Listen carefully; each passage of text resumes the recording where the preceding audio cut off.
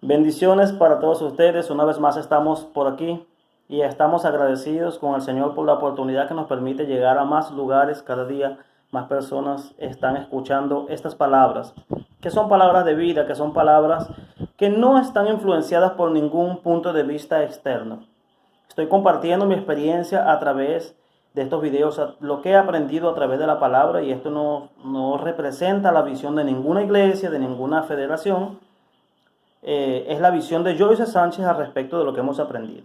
Entonces, bendiciones para todos los que siguen los videos y que nos oyen siempre. Quiero enviar un saludo especial a las personas desde los diferentes lugares que nos escuchan. Boavista, Brasil, aquí mismo en Brasil, en diferentes lugares. Enviar un saludo a la gente de Colombia, Ecuador, Perú. En México también tenemos personas que nos escuchan. Bueno, muchas bendiciones. Argentina también, tenemos algunas personas que nos escuchan desde Argentina y que siempre nos mandan los abrazos por aquí. Bendiciones para todos ustedes. Estamos agradecidos con el Señor y por supuesto, nuestra amada Venezuela. Entonces, bendiciones para todo nuestro país, deseando en Dios que pronto, en breve, acabe esta situación de terror que está viviendo nuestro país. Entonces vamos a continuar con el estudio. Hoy vamos a estudiar Efesios capítulo 4, esta parte del video va a ser desde el versículo 1 al versículo 16. Entonces vamos a ver. Yo pues preso en el Señor, os ruego que andéis como es digno de la vocación con que habéis sido llamados. Yo pues preso en el Señor, os ruego que andéis como es digno de la vocación con que habéis sido llamados, con toda humildad y mansedumbre, soportándoos con paciencia los unos a los otros en amor. ¿Ok? Ahí en esos primeros dos versículos,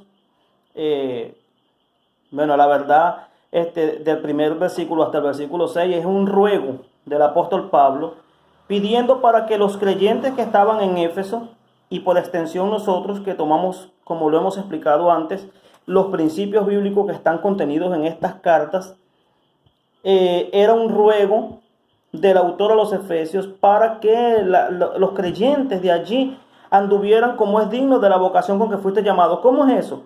Quien te llamó es santo, tú tienes que andar conforme a esa vocación. La vocación del Evangelio nos hace a nosotros ser cada día mejores personas. Pero el Evangelio no es solo para ser mejores personas.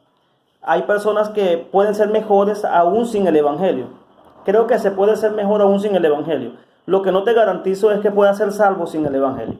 Eso no te lo puedo garantizar. Mejor persona puede ser sin el Evangelio. Y hoy día somos confrontados por esto. Hay personas, hay corrientes de pensamiento que dicen que pueden tener una moralidad sin el Evangelio. Yo creo que pueden tener una moralidad sin el Evangelio. Pero no creo que se pueda tener salvación sin el Evangelio. Y esto es importante. Yo creo que algún método, algún estilo de vida, alguna idiosincrasia, alguna ideología te puede dar cierto grado de moralidad, pero lo que no te va a dar es la salvación. Y eso solamente es ofrecido a través del Evangelio. Entonces tú puedes ser bueno sin el Evangelio, sí, pero salvo no puedes ser sin el Evangelio. Entonces, como el Evangelio te permite ser mejor persona y te permite ser salvo y ser mejor persona, o por lo menos eso es lo que debería. Infelizmente hoy vemos que muchos de los que practicamos el Evangelio, y me incluyo con vergüenza, a veces no llenamos los requisitos de esa vocación. La vocación del Evangelio es maravillosa, es vivir en santidad, es apartarnos de lo malo, es comenzar a ser personas excelentes, imitar el carácter de Cristo y las cosas buenas de Cristo, vivir según los principios del reino del Señor. Y eso no es malo, la sociedad carece de personas así. Entonces, esa es la vocación del Evangelio, alcanzar la excelencia en los hombres y las mujeres que puedan ser personas de bien, personas con un carácter probado, personas con carácter, con honestidad. Eso es el llamado del Evangelio. Solo que hay una discrepancia entre los evangélicos entre el Evangelio y los evangélicos, entre el Evangelio y los que practicamos el Evangelio. Entonces no es porque que el Evangelio es esto, no es el Evangelio. Somos las personas que practicamos el Evangelio que a veces no honramos la vocación con que fuimos llamados. La vocación del Evangelio es una vida de santidad, es una vida agradable, es una vida maravillosa. Entonces es importante nosotros tener en cuenta esto. Y él rogaba, yo ruego que andéis como es digno del evangelio, es decir, de la vocación con que fuiste llamado, con toda humildad y mansedumbre. ¿Qué está diciendo? Compórtense de la manera correcta, confórmense como hijos de Dios, confórmense como personas que son realmente, tienen una vocación del evangelio. ¿Cómo es esa vocación? Con humildad y mansedumbre, soportándonos con paciencia unos a los otros en amor. Este versículo él nombra cuatro frutos del Espíritu. Dice que con toda humildad, mansedumbre, paciencia y amor. Entonces, esos cuatro son frutos de los 9 frutos del Espíritu que habla Gálatas a partir del capítulo 5, del versículo 19 al 23. Nosotros vemos que Gálatas habla sobre el fruto del Espíritu, es amor, gozo, paz, paciencia, benignidad, bondad, fe, templanza. Contra tales cosas, dice, no hay ley. Y ahí dice que un hijo de Dios que tiene una vocación y que se comporta conforme a esa vocación, tiene paciencia, tiene mansedumbre, tiene humildad y tiene amor. En amor, solícitos. Fíjese, esa es la primera parte, un ruego del autor de los Efesios para que los creyentes que estaban en Éfeso pudieran andar como es digno de la vocación con que fueron llamados. Y por extensión nosotros. Ese es el mismo llamado que se nos hace hoy en este presente a andar. Si decimos que el evangelio no es obligado, pero si tú vas a ser cristiano, tú tienes que procurar comportarte como cristiano. Luchar cada día contra ti mismo, contra tu carácter, para tratar de imitar el carácter de Cristo y ser cada día mejor. Solícitos, versículo 3, solícitos en guardar la unidad del Espíritu. Escuche, es la unidad del Espíritu en el vínculo de la paz. La unidad del Espíritu es un concepto que muchas iglesias de hoy no han entendido. Y lo digo así porque a veces nos vivimos quejando de que la iglesia está desunida. Yo particularmente soy de los que creo que la iglesia no está desunida. Porque la iglesia, claro, esto es como decir una locura cuando tú ves tantas corrientes de pensamiento. Pero ya va, la iglesia está unida o desunida ¿basado en qué criterios? En que de repente tú vas a un barrio y te encuentras 6, 7 iglesias evangélicas y eso representa una desunión. Para mí no representa desunión. ¿Por qué? Porque la unidad del Espíritu, escuche, es una unidad espiritual, no es una unidad estructural. Antiguamente existía la iglesia que estaba en los Corintios o la iglesia que estaba en Éfeso. Pero nosotros sabemos que por la distancia, estructuralmente, esto no va a ocurrir. No, que todas las personas que viven en una ciudad se van a unir en una sola iglesia. Eso no va a ocurrir. Porque no va a ocurrir. Y de hecho, más adelante vamos a hablar, cuando hablemos sobre los ministerios, porque el Señor escogió unos ministerios. Y son ministerios variados, y una diversidad de ministerios. Y de repente hay pastores que tienen, hay características que son comunes.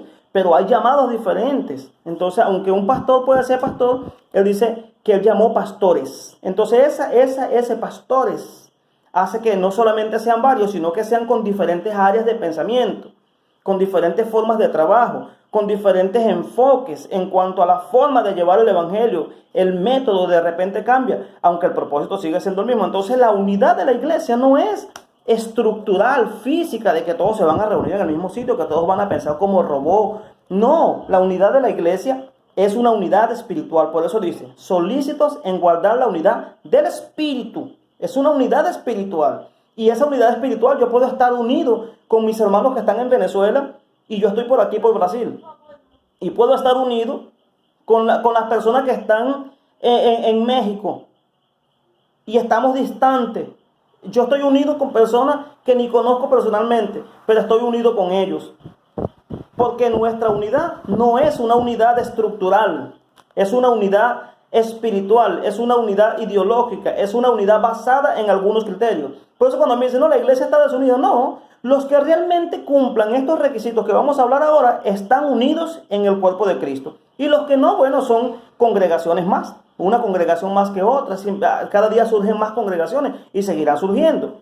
Pero eso no quiere decir que porque hayan 20 congregaciones no estén unidas. La unidad de la iglesia es una unidad espiritual y no estructural.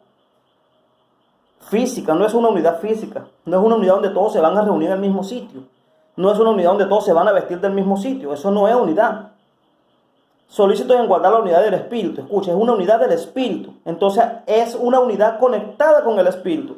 Si yo llegué aquí a Brasil Y conocí hermanos que son brasileños y que hablan de otro idioma, pero nos unimos por el mismo espíritu, porque lo que nos une es el espíritu del Señor. Y cuando vimos entonces cuáles son los criterios de nuestra unidad, ¿creemos en Jesús? Sí, creemos en el Padre, creemos en Jesús, creemos que en un bautismo, una fe, un Señor, un Dios que es sobre todos y por todos y en todo. Entonces digo, bueno, entonces estamos unidos. Soy venezolano, tú eres brasileño, tú eres chino, tú eres de cualquier país, pero estamos unidos en una unidad espiritual, porque unidos es como si el Espíritu Santo estuviese aquí en el medio y todos nosotros estuviéramos por aquí, pero todos estamos interconectados con Él, porque es una unidad que se da en el Espíritu. Entonces no es una unidad estructural, es una unidad espiritual. En el vínculo de la paz. ¿Cómo sabemos que estamos unidos? Cuando tenemos paz. Ahora, aquí tenemos otro fruto del Espíritu. En el vínculo de la paz. Unidos, solícitos en guardar la unidad del Espíritu. Es decir, solícitos quiere decir que tenemos que estar prestos, que tenemos que estar dispuestos para que la unidad del Espíritu se dé en el vínculo de la paz. En el vínculo de la paz. Recuerde que sin paz y santidad nadie verá el rostro del Señor. Entonces, si usted no está unido, si usted no está, ¿cómo se dice? Unido, sí, si usted no tiene paz con sus hermanos, aunque de repente su hermano piense diferente, hay cosas elementales de la fe cristiana donde tenemos que tener una unidad de criterio. Y hay cosas que también forman parte de la fe cristiana y de la práctica cristiana, donde yo puedo tener una forma diferente, quizás de evangelizar. Pero el propósito es el mismo. Puedo tener una forma diferente de proyectar el evangelio, pero sin violar los principios elementales del evangelio. Hay principios inviolables, innegociables. Y siempre que no se violen esos principios, usted puede estar unido con cualquier hermano de cualquier denominación. Porque las denominaciones son los intentos del hombre en unir. En cuanto a la unidad del Señor, es una unidad espiritual y no estructural. A veces nosotros, ¿por qué surgen tantas cosas? Porque a veces queremos unir lo que se parece con nosotros. Y en cierto sentido, para tener paz, es mejor estar unido con los que se parecen contigo. Pero siempre que eso no afecte los principios elementales del Evangelio del Señor. Entonces dice, un cuerpo, ¿en qué se basa? Miren en qué se basa la unidad. ¿Cuáles son los criterios de la unidad? Del versículo 4 al versículo 6 dice, solícito en guardar la unidad del Espíritu en el vínculo de la paz. Un cuerpo, primero que haya paz, un cuerpo, que es el cuerpo de Cristo, que es la iglesia, a la cual pertenecemos todos. Y un espíritu, como fuiste también llamados. Estamos unidos en Él a través del Espíritu Santo, que es el vínculo que nos une a todos. A través del Espíritu Santo estamos unidos al Padre, como Jesús dijo, yo y tú, para que seamos uno, tú y yo conmigo. Tú y yo en ti y yo en ellos. Entonces estamos unidos a través del Espíritu Santo al cuerpo de Cristo, que es la iglesia. Cada vez que una persona entra al cuerpo de Cristo, el Espíritu Santo es sellada por el Espíritu Santo y viene a formar parte de esa iglesia, de la gran congregación de los santos. Un cuerpo y un espíritu, como fuiste también llamado a una misma esperanza de vuestra vocación, a una misma esperanza de vuestra vocación. ¿Cuál es la esperanza del creyente? La esperanza de la resurrección. Y eso es lo que nos mantiene con una esperanza en Cristo. Y por eso seguimos la vocación de la fe cristiana. Y la seguimos así. Nosotros los venezolanos usamos el término vocación para determinar algo que hacemos con aquel esmero, con aquel amor. Decimos, no, fulano de tal es maestro por vocación. Es un profesional por vocación. Porque no lo hace por pago o por ningún interés superior. Sino que el interés superior de esa persona es el poder hacerlo bien. Entonces, en este caso, nuestra vocación es el llamado del Evangelio de ser personas cada día excelentes, imitando el carácter de Cristo. Entonces, un cuerpo y un espíritu, como fuiste también llamado, en una misma esperanza, la esperanza de la resurrección. Un Señor, mire los criterios, un cuerpo y un espíritu, una misma esperanza, un Señor, no tres señores ni tanto, un Señor, una fe, un bautismo. Bautismo es estar sumergidos. Un Dios y Padre de todos, quien está sobre todos y es por todos y en todos vosotros. Es un Dios el que nos une. Entonces, en esos criterios, la iglesia está unida. Y los que no cumplen ese criterio, simplemente están desunidos de la iglesia. Simplemente no están. en Cristo. Simplemente no están en la iglesia, simplemente están en una congregación más de las miles y millones que se están abriendo cada día, porque esas miles son el intento de los hombres de unir. Porque fíjese una cosa, nosotros somos cerrados en muchas cosas. Si usted en una iglesia, si usted no piensa como el pastor, usted no va a tener oportunidad allí. Porque usted de pronto pensó diferente. Porque a veces se nos prohíbe pensar, ¿sabe? Pero eso no es verdad. Eso no es una verdad bíblica. Si mi pensamiento se ajusta a las escrituras, yo puedo pensar libremente. A veces prácticamente casi nos dicen, deje la cabeza afuera antes de entrar, deje el cerebro afuera, es prohibido pensar. Casi hoy día en muchas congregaciones cristianas, lo digo con dolor, casi que le prohíben a uno pensar cuando tú eres un pensamiento, tú eres una persona abierta a un pensamiento libre, a interpretar las escrituras como está allí. De repente tienes una interpretación diferente, tú no vas a tener parte en un lugar así. Ellos no te van a permitir, no te van a permitir avanzar más allá de lo que exponer tus pensamientos. Pero nuestros criterios son estos. Si mis criterios son estos, yo estoy unido a la iglesia. Si no, simplemente estoy en una congregación más. Entonces, esa es la parte, esa es la primera parte. El autor de los Efesios quiere que estemos unidos basados en esos criterios y a través del fruto del Espíritu, humildad, mansedumbre, paciencia, amor, en el vínculo del Espíritu, a través de un Señor, una fe, un bautismo, un Dios que es sobre todos y por todos y en todos. Llegamos hasta el versículo 7. Bendiciones.